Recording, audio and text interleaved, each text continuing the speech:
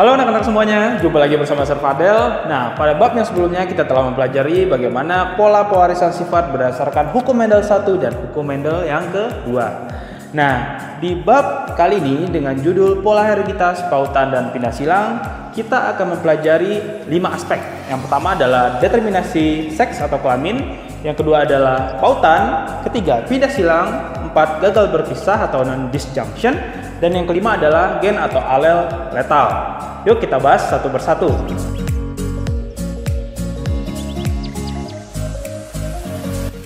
Yang pertama adalah determinasi seks atau kelamin. Nah, determinasi seks ditentukan oleh kromosom seks atau gonosom yang diwariskan oleh gamet parental kepada keturunannya pada saat peristiwa meiosis atau pembelahan sel secara meiosis. Nah, penentuan atau determinasi seks itu tidak hanya ditentukan oleh genetik atau kromosom seks, tetapi juga dipengaruhi oleh faktor lingkungan. Contohnya seperti pada hewan, yaitu pada buaya, aligator, dan penyu. Suhu, yaitu merupakan salah satu faktor lingkungan, sangat berpengaruh dalam menentukan jenis kelamin dari keturunannya. Pada saat telur dierami dengan suhu sekitar 34-36 derajat Celcius, itu akan menghasilkan jenis kelamin yang jantan, sedangkan 24-30 derajat Celcius itu akan menghasilkan jenis kelamin betina. Determinasi seks atau penentuan jenis kelamin antara satu organisme dengan organisme lainnya itu bisa berbeda, karena ada 4 tipe determinasi seks. Yang pertama adalah tipe XY, kemudian tipe X0, tipe ZW, dan terakhir adalah tipe haploid diploid.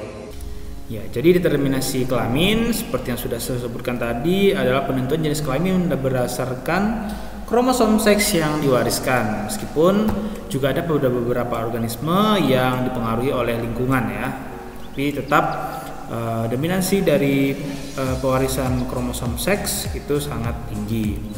Kemudian yang pertama adalah tipe determinasi kelamin dengan tipe XY. Nah, tipe XY ini seperti yang kalian ketahui terjadi pada manusia, salah satu contohnya ya. Jadi manusia itu memiliki 46 kromosom ya, dengan jumlah kombinasi dari kedua induknya 23 pasang ya masing-masing. Nah, kemudian dia terdiri dari 22 pasang kromosom autosom dengan 1 kromosom seks. Jadi kalau ada peleburan 2 gamet berarti menjadi 22 pasang dengan ditambah 1 pasang kromosom seks ya. Kalau misalnya dia membawa X dan Y, itu disebut sebagai heterogamet ya, heterogamet. Berarti kromosom seksnya itu ada 2 jenis X dan Y. Nah, itu yang akan membentuk pria ya. Tapi kalau misalnya dia hanya X saja, berarti dia adalah homogamet ya. Nah, kemudian hal ini juga berlaku pada lalat ya, Drosophila. Jadi pada pewarisan Drosophila melanogaster atau lalat buah ya, dia memiliki 3 pasang kromosom autosom dengan sepasang kromosom seks ya dari hasil peleburan kedua gamet induknya. Sama ya, dia juga bersifat homogamet jika hanya X saja. Tapi kalau dia memiliki X dan Y, dia bersifat heterogamet ya. XX akan menjadi betina, XY akan menjadi Drosophila yang jantan. Oke, yang kedua adalah tipe X0. Jadi pada beberapa jenis serangga seperti kecoa dan belalang tidak dijumpai adanya kromosom seks Y, sehingga jenis kelaminnya hanya menggunakan tipe X0 ya. Jadi pada betinanya, jika kita lihat pada bagian persilangan, nah induk betina tetap memiliki sepasang kromosom seks yang X ya, sepasang X. Kemudian yang jantan tidak memiliki Y, jadi tidak ditemukan kromosom Y, sehingga hanya disimbolkan dengan 0 menjadi X0. Nah, dikarenakan belalang ini memiliki kromosom totalnya adalah sekitar 22, maka kita bisa tuliskan dengan 22A plus XX untuk betina, 22A plus X0 untuk yang jantan, atau 11AA XX untuk betina, kemudian 11AA X0 untuk yang jantan. Tipe yang ketiga adalah tipe ZW. Jadi pada jenis unggas, reptil tertentu ya atau ikan beberapa organisme ini menganut tipe ZW. Jadi jika kita lihat pada bangunan persilangan dengan contohnya adalah ayam di sini ya, unggas, justru berkebalikan dengan tipe XY ya. Yang heterogamet itu adalah justru di sini yang betina, sedangkan yang homogamet atau yang sama kromosom seksnya itu adalah jantan. Sehingga untuk membedakan agar tidak keliru antara tipe ZW dengan tipe XY ya, jadi diberikan simbol Z dan W ya. Jadi untuk yang jantan karena dia homozigot, berarti kromosom seksnya ini adalah ZZ, dan untuk yang betina adalah ZW. Nah, ayam itu memiliki kromosomnya sekitar 38 pasang ya, berarti ya untuk yang dari jantan 38 AA plus ZZ, untuk yang betina 38 AA plus ZW ya. Yang keempat adalah tipe haploid diploid. Biasanya ini terjadi pada serangga dari ordo Hymenoptera seperti semut atau lebah madu. Nah, sel telur yang tidak dibuahi itu dapat berkembang menjadi individu yang bersifat haploid, biasanya berjenis kelamin jantan. Kemudian individu yang bersifat diploid biasanya akan menjadi betina ya. Nah, tapi juga bisa berubah atau terbentuk menjadi individu jantan yang bersifat steril. Oke. Kemudian kenapa hal ini bisa terjadi? Karena betina itu bisa mengatur kapan sperma itu bisa membuahi telurnya. Jadi dia bisa menahan sperma tersebut dalam suatu organ yang disebut sebagai spermateka.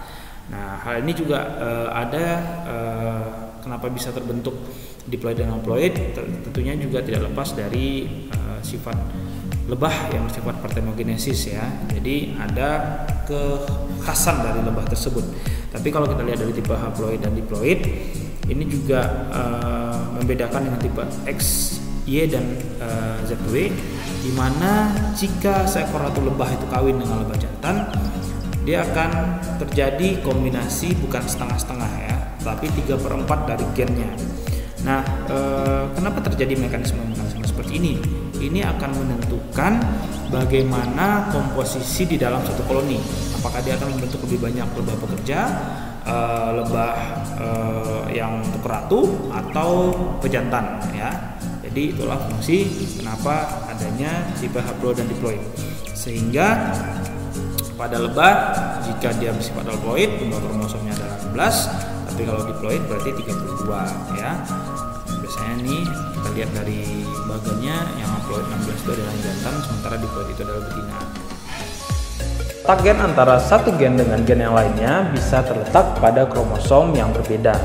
Namun ada juga kalanya jika satu gen dengan gen yang lainnya itu terletak pada kromosom yang sama sehingga tidak bisa bersegregasi secara bebas mengikuti hukum Mendel. Ini yang disebut sebagai tautan atau keterpautan ya, jadi sama aja. Jadi intinya baik gen yang satu dengan yang dua serta alelnya juga terpaut pada kromosom yang sama. Tautan atau pautan autosomal merupakan gen-gen yang terletak pada kromosom yang sama, tidak dapat bersegregasi secara bebas dan cenderung diturunkan bersama. Jadi penelitian ini dilakukan secara intensif oleh Thomas Hunt Morgan. Morgan ini merupakan orang pertama yang menghubungkan suatu gen tertentu dengan kromosom yang khusus. Nah, untuk penelitiannya Morgan memilih satu spesies lalat buah, Drosophila melanogaster, di mana Drosophila ini merupakan serangga yang mudah berkembang biak karena dari satu perkawinan saja dapat dihasilkan ratusan keturunan, dan generasi yang baru dapat kembangbiakan setiap 2 minggu. Jadi siklus hidupnya pendek ya. Dan kemudian karakteristik ini menjadikan Drosophila sebagai organisme yang sangat cocok sekali untuk kajian-kajian genetik ya, atau hewan model. Nah, keuntungan lain adalah karena lalat ini hanya memiliki 4 pasang kromosom, 3 pasang kromosom autosom dengan 1 pasang kromosom seks. Dimana untuk Drosophila tadi kita udah bahas, untuk yang betina memiliki sepasang kromosom X yang homolog, sedangkan jantan memiliki kromosom seks X dan Y. Nah, kemudian ya setelah mengembangbiakan alat buah dan mencari individu yang varian, Morgan akhirnya mendapatkan hasil ya. Jadi dia menemukan Drosophila jantan dengan mata putih yang berbeda dengan mata normal, yaitu merah. Jadi tipe mutannya adalah putih, normalnya merah gitu ya. Kemudian fenotipe yang tidak normal ini untuk satu karakter ya disebut sebagai fenotipe mutan karena karakter tersebut sebenarnya berasal dari alel tipe normal yang mengalami perubahan atau mutasi ya.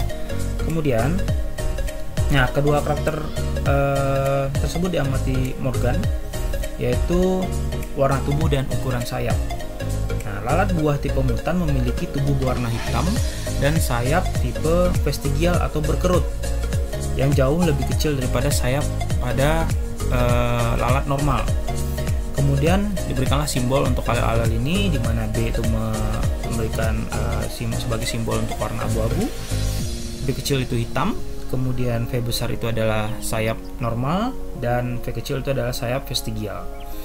Nah, kemudian Morgan melakukan persilangan tes cross terhadap lalat buah betina, tubuh yang berwarna abu-abu dan sayapnya normal heterozigot, yang ini B besar B kecil V besar V kecil, dengan fenotipe mutannya B kecil V besar ya. Jadi hasil penyilangan diharapkan adalah 4 kelas fenotipe yang rasio keturunan itu sama, 1:1 ya. Itu yang diharapkan Morgan ya. Nah, diharapkan 575 sama semuanya dengan perbandingan 1 ya setiap fenotipe yang muncul. Tapi malah yang muncul itu berbeda. Ya, terdapat jumlah yang tidak proporsional antara lalat buah tipe normal atau abu-abu normal dengan mutan ganda atau hitam vestigial ya di antara keturunannya. Ya, jadi perhatikan bahwa kedua fenotipe kini sesuai dengan fenotipe kedua induknya. Nah, jadi Morgan beralasan bahwa warna tubuh dan bentuk sayap ini biasanya diwarisi secara bersama-sama dalam kombinasi yang spesifik karena gen-gen untuk kedua karakter ini berada pada kromosom yang sama atau tertaut. Nah, sedangkan adanya variasi-variasi fenotipik baru seperti abu-abu vestigial dan hitam normal ini dapat dihasilkan dari proses pindah silang yang nanti akan kita bahas pada pertemuan selanjutnya. Dengan kata lain, gen-gen yang diteliti oleh Mendel adalah gen-gen yang tidak bertaut atau berada pada kromosom yang berbeda. Dan memang secara kebetulan setelah dicek, 7 gen yang diteliti oleh Mendel memang ternyata semuanya terletak pada kromosom yang berbeda. Selanjutnya adalah gen terpaut kromosom seks pada Drosophila melanogaster, atau kita berbicara tentang tautan atau pautan kelamin. Setelah Morgan menemukan lalat buah jantan bermata putih, ia mengawinkannya dengan seekor lalat buah betina berwarna yang memiliki warna mata merah.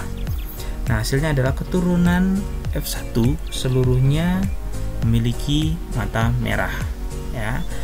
Nah, kemudian ketika Morgan mengawinkan lalat-lalat F1 ini sesamanya satu sama lain, dia memperoleh rasio fenotipe klasik ya 3:1 pada keturunan F2. Tetapi ya ada hal yang mengejutkan bahwasanya karakter mata putih itu hanya terdapat pada jantan saja. Seluruh betina F2 memiliki mata merah ya. Setengah jantan lainnya berwarna memiliki mata putih. Nah, ternyata warna pada mata si lalat terkait dengan jenis kelaminnya. Dari bukti-bukti ini dan bukti lainnya, Morgan menarik kesimpulan bahwa gen yang menyebabkan warna mata putih pada lalat buah mutannya terletak hanya pada kromosom X saja. Jadi tidak ada lokus warna mata putih tersebut pada kromosom Y. Nah, betina yang XX membawa 2 salinan gen untuk karakter ini, sementara jantan karena memiliki komposisi XY hanya membawa 1 salinan gen. Karena alel mutan resesif, lalat buah betina akan memiliki mata berwarna putih hanya jika menerima alel tersebut pada kedua kromosom X.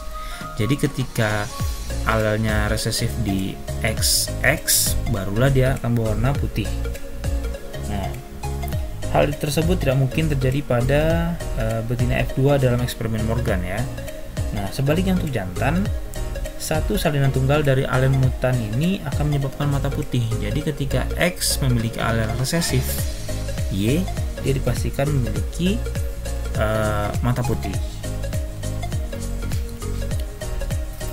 Nah, Jadi dapat disimpulkan bahwasanya gen terpaut atau tertaut kelamin adalah gen yang terletak pada kromosom kelamin, dan sifat yang ditimbulkan gen pada kromosom ini bersama dengan jenis kelamin.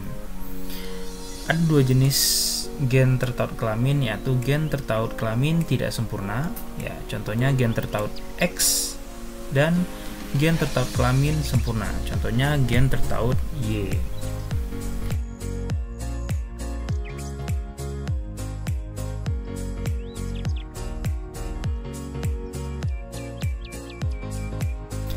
Gen yang tertaut kromosom Y dan sifat-sifat yang disebut holandrik, ya. Jadi sifat tersebut hanya diturunkan pada laki-laki.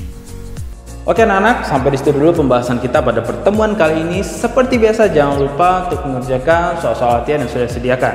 Sampai jumpa di pertemuan selanjutnya.